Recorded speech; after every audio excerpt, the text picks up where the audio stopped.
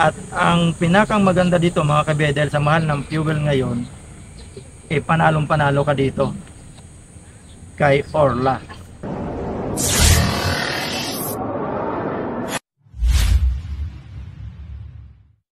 So puntahan muna natin mga kabiyahe ang specs ni Orla electric scooter ng Yadia. Ang full charge po, umabot siya ng 100 km pagka pinull charge nyo po mga kabiyahe. At ang kanyang top speed naman ay umabot ng 48 km per hour. At battery capacity naman mga kabiyahe ay 60 volt at naka 26 amperes. May power ito mga kabiyahe ng 800 watts at may peak power na 1,800 watts. Wheels type naman mga kabiyahe ay naka-alloy. Pagdating naman sa kanyang front brake ay naka-disc brake at sa likuran naman ay gumagamit ng mechanical drum brake. Ang kanyang dimension, length, width at height, meron po siyang 1,820 mm by 680 mm by 1,140 mm. At ang sukat ng kanyang front tire ay 90 by 80 by 12 at sa likod naman ay ganun din, 90 by 80 by 12. At ang kanyang dashboard ay naka fully digital meter panel na po yan mga kabiyahe. At ang kanyang seat height may taas na 760 mm at may ground clearance naman na 188 mm. At ang kanyang special features naman mga kabiyahe, headlight, taillight at yung kanyang mga turn signal ay puro na po yan naka-LED. At 17 liters storage space at naka front and rear hydraulic shock absorption. Yun mga kabiyahe.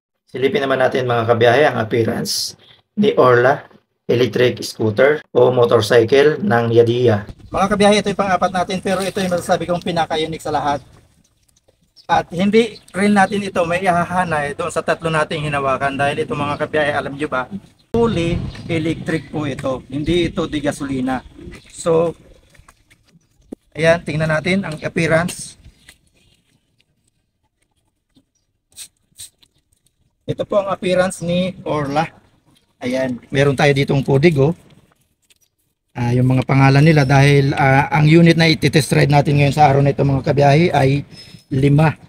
Ito si Orla. Ayan. May presyo ito mga kabiyahe na motorcycle, electric motorcycle na ito ay umaabot siya ng 68,000 po lamang. Ayan. Ayan yung appearance niya. At dito nga po tayo nagti-test ride kay Archway Motorcycles Incorporation. Ayan, ito. Dito tayo mga kabiyahe test ride ngayong araw na ito at maraming salamat. Shout out sa Archway staff at doon sa Binelli sa pinunta natin. Kung hindi doon sa Binelli na pinunta natin sa Springville West to Molino 3, Bacoor, Cavite, hindi natin malalaman na ito palang si Archway ay nagbibigay ng test ride ngayong araw na ito.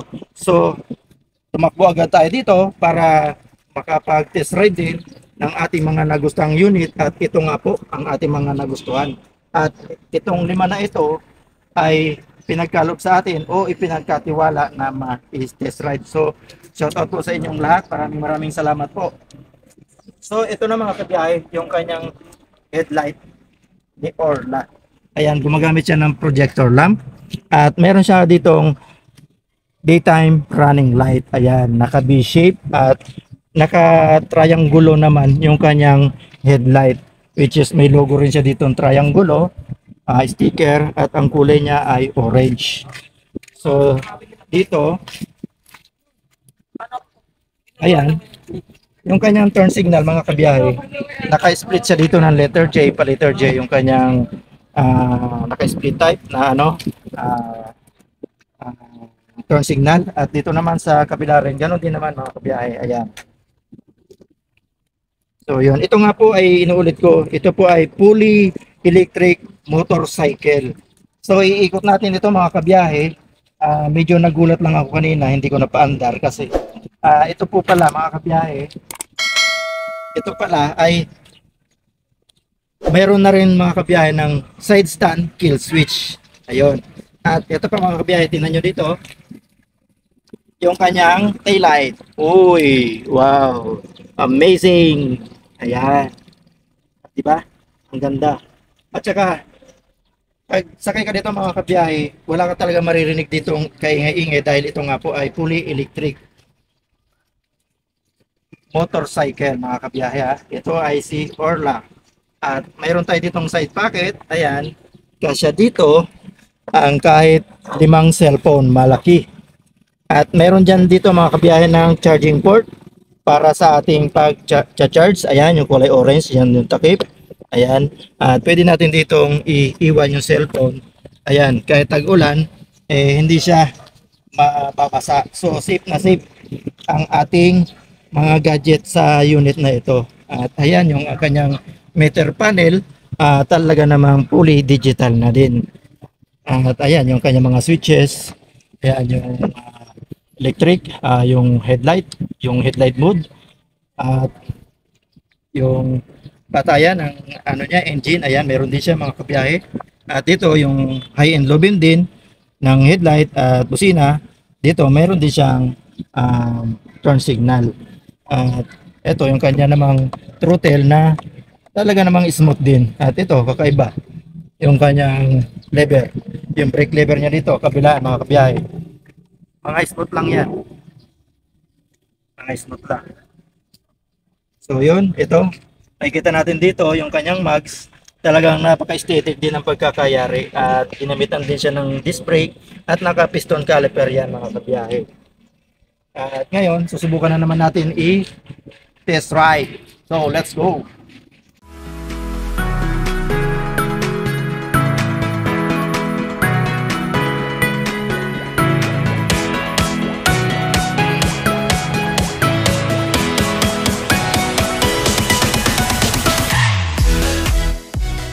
So mga kabiyahe, hindi ko siya may ahanay doon sa mga gasolina. Pero ang masasabi ko sa isa na to, dito sa unit na to, kung hindi ka naman mahilig mag long ride or hindi ka mahilig pumunta sa malalayo, goods na goods ito mga kabiyahe dahil ang bilis niya lang makakuha ng 30 kilometer per hour. Ang bilis lang mga kabiyahe. Naano lang ako na medyo nagwo-worry lang ako mga kabiyahe dahil ako nga ay hindi pa nakagamit nito ng electric na ito. Hindi ko alam kung gumagana ba siya kasi habang tumatakbo wala talaga akong naririnig eh. Pero habang pinipisil mo naman yung kanyang throttle, bumibilis siya, kaya nadidetermina natin na tumatakbo siya. At saka yun nga, wala tayong marinig na ingay. Pero goods na goods dahil nakaka-amaze lang talaga mga kabiyahe. Gusto ko itong unit na ito para sa akin mga kabiyahe, pero may recommend ako talaga itong unit na ito. Mabilis din pala. Kasi ang mga nare-review lang natin mga kabiyahe, hindi tayo nakakapag-test ride.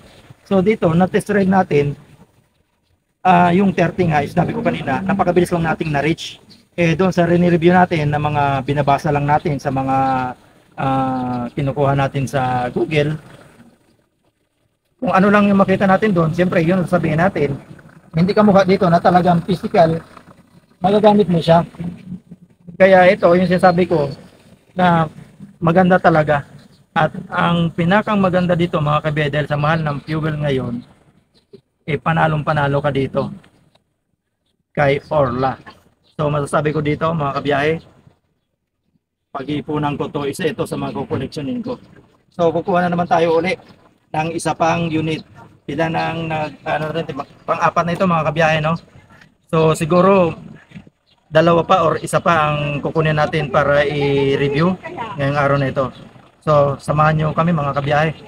Tara, let's go! So yun mga kabiyahe, ito yung panglima na natin. Ito si Labi ng Paycon mga kabiyahe. Next upload, ito naman ang pag-uusapan natin mga kabiyahe. Hanggang sa muli, kita kits, biyahe ni Frank. God bless!